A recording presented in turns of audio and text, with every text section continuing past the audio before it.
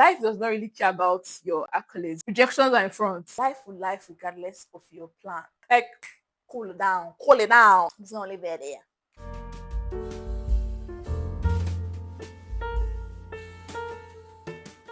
Hi guys, welcome back to my channel. My name is Grace Kenny. I'm a lifestyle content creator currently based in Lagos. I just relocated a few months ago, so it's still fresh. So today I'm going to be talking about 7 life-changing lessons I have learned since I graduated from school, or 7 lessons that changed my life. I started taking note of these lessons after I finished school. These are just some things that have changed my life, and I would like to share it. But before we get started, don't forget to like, drop your comments down below, smash that subscribe button if you have not, turn on post notifications so you don't miss any of my future videos. Let's get started. So it's been roughly 18 months since I graduated from school, and it's been quite a journey. I have my notes written down here, so I'm going to be looking down from time to time. The first life lesson is your ability to get a job does not define your value. Give yourself a break. Once you're fresh out of school, you're going to immediately start thinking, what next, what next, what next? There is something I like to call the focus shift. You go into a room filled with so many things, and you're looking for just one thing that is red. You pick that thing that's red and you walk out. If someone asks you, was there a blue ball in the room? You might not remember because your focus was on only red objects. Even if there were blues around, your focus was on red. So if you had gone to the room to look for a blue object and someone asked you, was there a blue ball? You probably would have seen it because you're looking for something blue, even if it was not that blue ball. It's like when you're so focused on one thing, you cannot see other things. It's not like they're not there, they're just blurred out, right? When you're in school for 4 years, you're hammering. I need to secure the degree. Secure the degree. I need to graduate. I need to do well. I need to make my parents proud and all of that, yada, yada, yada. When you now eventually finish, what next? Get a job to serve, all of that stuff. And at first, it might feel like you're swimming in an ocean and the water is overtaking you, because finding a job or securing a job is easier said than done. I don't want to go into a whole spiel about how difficult it is to find a job. That's not what this video is about. But it's easier said than done, right? And I just wanted to remind you that your ability to secure a job does not define who you are. Your value is not locked into how fast you secure the job after you graduate from school. Give yourself a break. This is something I've taken note of, because once I graduated from school, all I could think about was getting a job. It drove me to insanity. I'm not trying to brag or anything, but I graduated at the top of my class. Yeah. But life does not really care about your accolades, right? Because people that are less qualified than you would get a job before you. And it's not meant to be a big deal. That's life. There's no grading in life. There's no grading, right? Immediately I graduated from school, I struggled with securing a job. I'm using the past tense was, so that would imply I have a job right now. Not really. I am not where I was. I'm in a better place. Okay. The next lesson is God is still writing your story. Rejection is redirection. I'm just going to keep it short and sweet. Rejection is redirection. Should I say it again for those at the back of the class? Rejection is redirection. Okay? Whatever you think that has come to bury you is an opportunity. Why am I sounding like God does aspire to perspire? The point is, your blessing can be disguised in different ways, right? So you will have rejections, like it is what it is, but don't rot there because, oh, I got rejected, I'm a failure. No, it's not me, I'm not a failure. I'm doomed for life, I'm not good enough. And don't sit there and condemn yourself and attack yourself. Don't tie who you are to rejections. You will get rejected. If you're watching this video and you're still in university, just know that rejections are in front. But this is not to discourage you, because rejection is redirection. Okay? And God is still writing your story. Like literally. I mean, you're still here on earth, so He's still writing your story. Okay? Okay. The next lesson is, don't make big decisions in fear. Knowledge eliminates fear. So if you're in a precarious situation, precarious?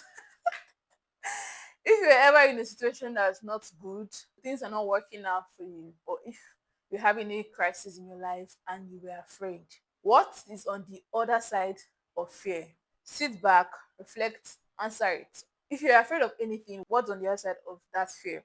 Knowledge.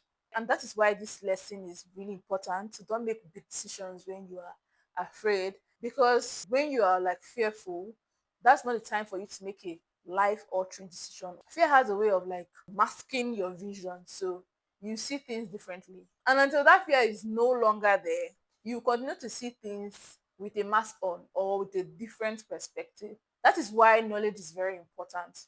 If you're a Christian, seek godly counsel. Even if you're not a Christian, seek out learned people. You need to get knowledge, which translates to counsel about whatever that is, for you to like get on the other side of it. So the answer to the question I asked earlier, knowledge is the answer. It can be knowledge of something, knowledge of someone, knowledge of somewhere, knowledge of an ideology, but it boils down to knowledge. There is a certain knowledge you need to get on the other side. At this point, I'm just repeating myself. The lesson is don't make big decisions when you're afraid or when you're fearful, and knowledge eliminates fear. So if you're afraid, seek knowledge. Okay? Okay? Okay? The next lesson is comparison is a thief of joy. Cut your clothes according to your size. There is this meme or there is this tweet about what if the material is too much or something. I don't know, it's like a funny meme about this saying that cut your clothes according to your size. Basically, don't measure your life with other people's measuring tape. And these lessons are not for just people that have graduated. It can be in any phase of your life and it will still work, can apply to any phase you are currently, right? But I'm just using that because I finished school a year and 6 months ago. When you're transitioning from one phase to another, you would have expectations in your head before you try any new thing. There's a certain picture in your mind of what that thing is going to be like. Those are your expectations. If the reality does not meet your expectation, that is where disappointment is born. This is not what I expected, da da da da da. In the real sense of it, if you have expectations of something, you expect yourself to be a certain way. And when that situation unravels, you're not that way. You've always had this dream of this is how da da da da da. This is how this is going to pan out. This is I've already figured it out. I have my plans. I'm going to do this and this will turn out, but that is not how life works. Life does not sit and wait for you. You know, not say I'm going to do this and this. What if you do this and it still doesn't turn out the way you want, right? Now, this is where this lesson comes in. If you have envisioned a life where you are so, so, and so, and you now meet people that are living that life you envisioned for yourself, and you're not there yet, don't sit and compare. You say, I'm not doing anything harmful. I'm just looking. No, it seeps into your spirit and it breeds contempt. Not even just contempt for those people, but contempt for yourself. You will not start attacking yourself. You're destroying your self-image. So comparison is a thief of joy. It's going to do more damage than you can imagine. You think you are just small comparison. It's not small. When you enter inside, you do deep.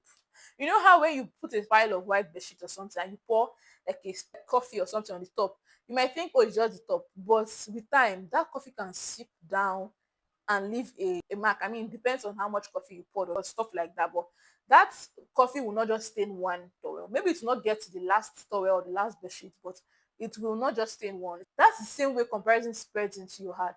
You think that, oh, it's not a big deal. It's a big deal. So don't compare yourself with others. I know you have expectations. Just cool it down. Cool it down. I know you have it planned out in your head. But if your reality is not meeting your expectations, comparison is not the answer. Okay. The next lesson is your circle is very important. And this is very serious. Like, we're not joking here. Your circle is extremely important because the people you keep around you will influence a lot of decisions you make in life, not just after graduating, of course. The people you call your circle, your close friends, your confidants, your friends, your best friends is very important. Why am I stressing on this? When I started job hunting like aggressively, right, and I was getting rejections upon rejections, I was literally eating rejection emails for breakfast, lunch, and dinner, and I was very discouraged. It was the people in my circle that spoke to me and gave me words of encouragement. The people you meet along the way and you select to be your circle is extremely important. Like, this is crucial. People you keep around you can either make or mar you. These are people that can keep you accountable. These are people that can encourage you. These are also people that can lead you astray. I know people are like, oh, I'm an independent person. I have my own mind. I can think for myself. It doesn't matter what I keep around me. I know people say that, but these things don't happen overnight. You may have friends that have divergent values from you, and they're like, oh, it's not a big deal. I think for myself. It's not that when you guys become friends, immediately the person will change or influence you to do what you would not normally do. But over time, you see that your priorities start to shift, the value system starts to erode, like your value system starts to break down, things you would have never done in the past. Now it's like, it's not that bad. I'll not do it, but it's not that bad. It's gradually, it's a process. So the people you keep in your circle are very important in every phase of your life. Whether you're moving houses, you're getting married, you're finishing from university, you're starting university, you're whatever thing you're doing, the people in your circle are very important. So choose them wisely. That being said, the next lesson is sometimes you are the problem. Get out of your head. Let me play a scenario for you. I'm not a professional swimmer and I can't say I know how to swim, but I've entered the pool several times and just played around with water, but I don't know how to swim very, very well. I took few swimming classes last year. I'm trying to illustrate something with swimming.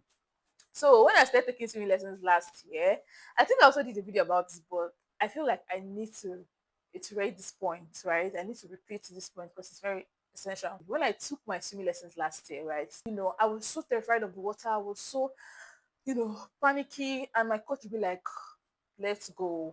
Put your leg this way, put your hand. He was directing me and guiding me. To me, it was such a big deal. Like, I can't handle this stuff and all of that. But it took this coach telling me, okay, you have to let go of doing certain things for me to learn how to do the swimming exercises where he was teaching me. So it was all in my head, right? That this is hard.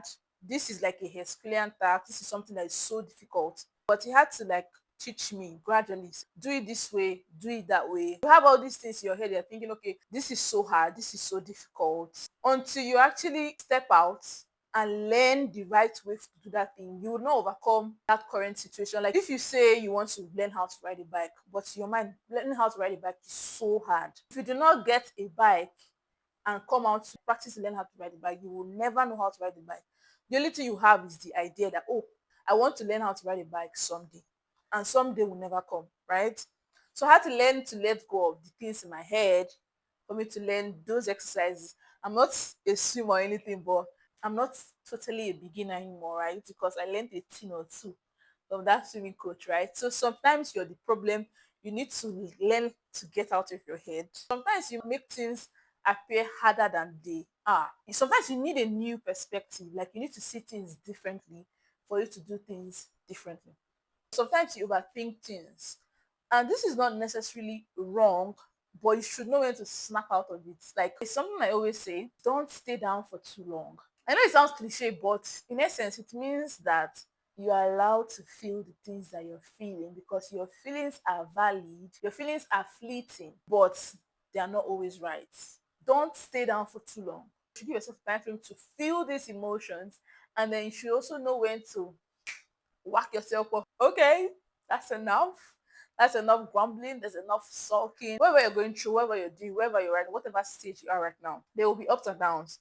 And when there are downs, you should know when to feel all you need to feel. And you should also know when to get up and push harder and go again, right? The next lesson is be gentle with yourself.